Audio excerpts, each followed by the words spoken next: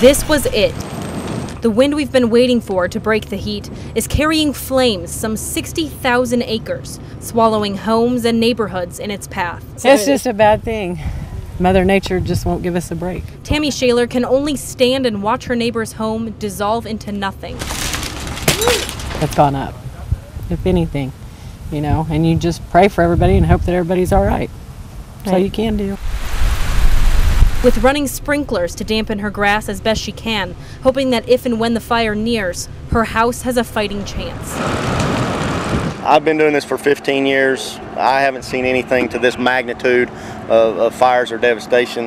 No, it's almost mind-boggling to us.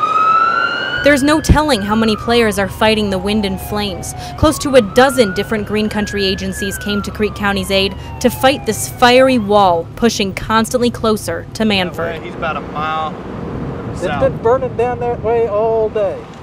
Hectic and no sleep, very tired. Read a Bible with her family and pets in tow have been separated from loved ones and their home all day. Right now at the four-way, it's pretty bad. But closed roads keep her distant. And they won't let us go back, me and my grandfather and my son, to get money and clothes and stuff. And as the setting sun reflected back the glow of the day's fight, all residents can do is wait for a peaceful tomorrow. Hang out here, I guess, and just hope for the best.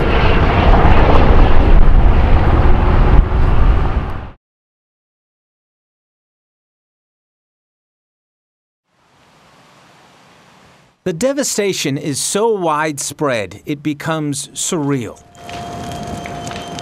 Yesterday's scenes of furious flames in every direction, replaced today with homes reduced to ash, countless charred telephone poles, and blackened fields devoid of life. So much destruction, the images become numbing, until, amongst the rubble, you recognize the familiar. Yeah. You know, you see it on the news all the time. You don't realize until it happens how emotional it is. News Channel 8's Keith Taylor, sifting through the ashes of what was his home. They were saying this is an incredibly hot fire. I mean, look at the way that warped that metal door. That's a door. How hot was it? It was at least 900 degrees for this glass to melt. The aluminum ladder had to hit 1,200 degrees before it turned into puddles of metal. But even amongst all the ruin, Keith's humor still finds a way through. Were there wheels on this lawnmower? Oh, yeah. What do you think it was sitting over there without wheels? What kind of people do you think we are over here in Manford, huh? People, apparently, who even when they've lost everything, still worry about their fellow neighbors. That's the sad part to me, is we've got insurance, you know, and it hurts. But, you know, there's other people who lost absolutely everything and have no way to no way to bounce back. I feel for them. We'll be fine. We're going to be okay. But I worry about those other folks. Sorry. He's the face many of you wake up to in the morning. He's the voice you hear over breakfast.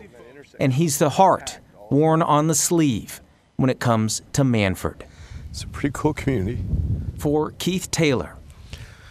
Am I coming across as a sissy? Burt Mumolo, News Channel 8.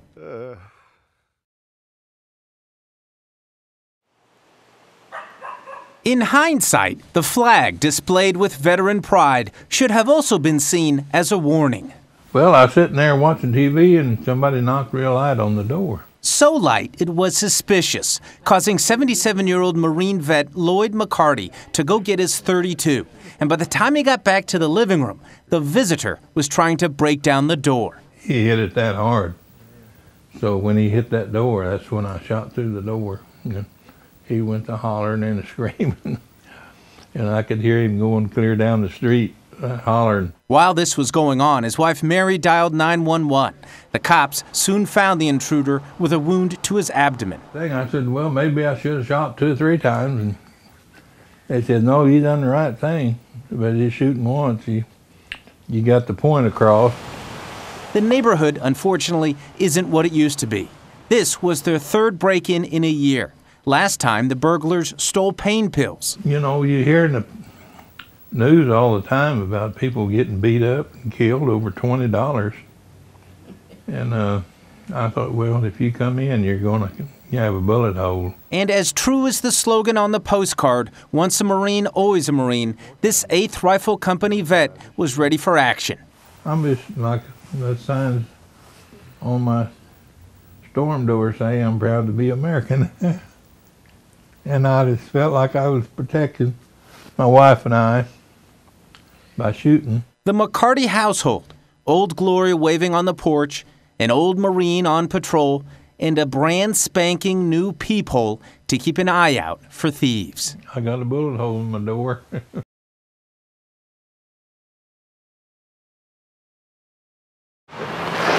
Karina, if you holler for the ball, stop right there. Stop. Don't hold it. Logan Shaw is getting ready to play college basketball this fall, thanks to a work ethic with attitude.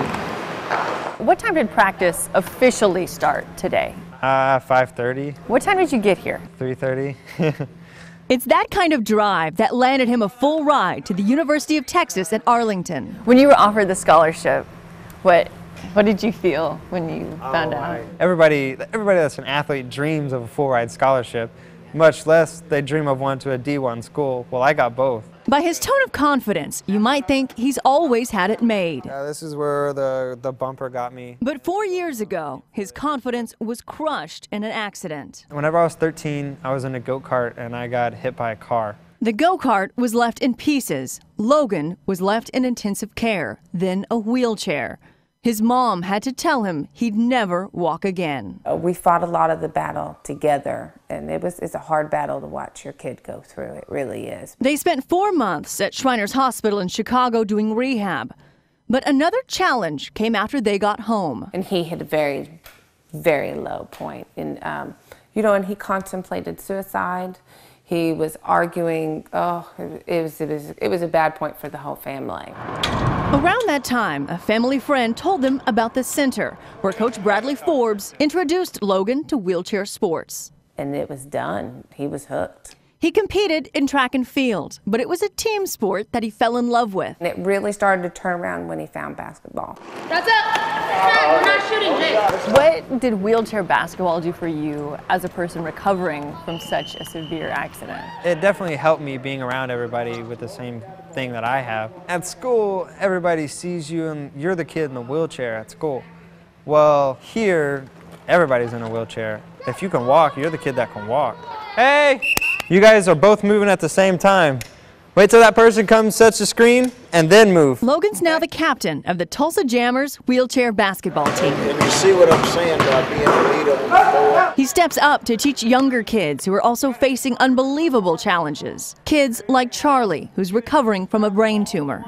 How do you feel about being a role model? I love being a role model. There are also life lessons that Logan's learned on the court. Good passes, Kyle. And I really think basketball is a team sport. So you have to talk to your teammates and cooperate with them in order to accomplish your goals. I'd rather have Kyle and Corinne opposite sides. In life, you have to make acquaintances and talk to people, and that helps you get ahead of the game. Logan is a natural advocate for people with disabilities and for wheelchair sports. One of his most public opportunities was this Tulsa 66ers game.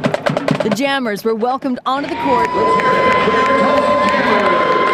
and recognized for qualifying for nationals. When he's a chair length away, then you go. And this Thursday, the Jammers will be in Colorado competing at the Wheelchair Basketball National Championships. Quite a journey for a guy who once thought of ending it all, racked with thoughts of a dismal future without walking. Is that goal still in the back of your mind, or do you even think about it? If the treatment comes out, put me on the waiting list, but put somebody else ahead of me, because look at what all this has given me. I've accomplished way more in a wheelchair than I ever would have thought.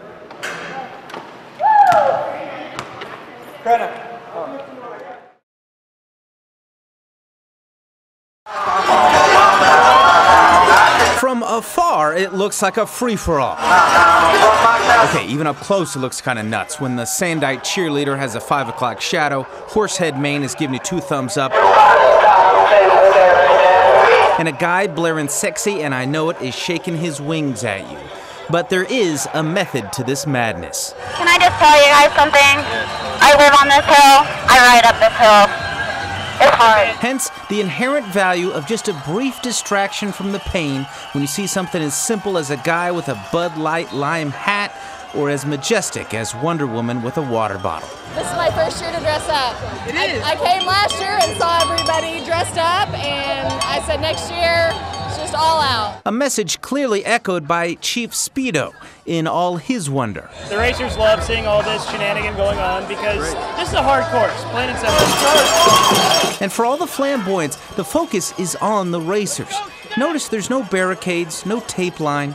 People are paying attention for the oncoming riders. This is amazing. We don't have this in California. Paige is part of a cycling team. Come on, Jack, give it up, give it up! Armed with water bottles and pantyhose filled with ice. Our guys requested it because it's something that they can easily put into their jerseys and can cool them down as the ice melts into their jerseys. Other neat things to learn, that Twinkie girl is not like this all the time. I'm just a Twinkie on the weekends. The woman with the unmistakable hat does not advise eating the salsa. I think probably 40 people have eaten out of here, so it's probably pretty gross right now. And your moment of zen brought to you by the Luchador. We come to get some words of wisdom from the Luchador. I don't have any. Crybaby Hill, a naughty incline with a whole lot of niceness at the top. Tulsa is on my radar.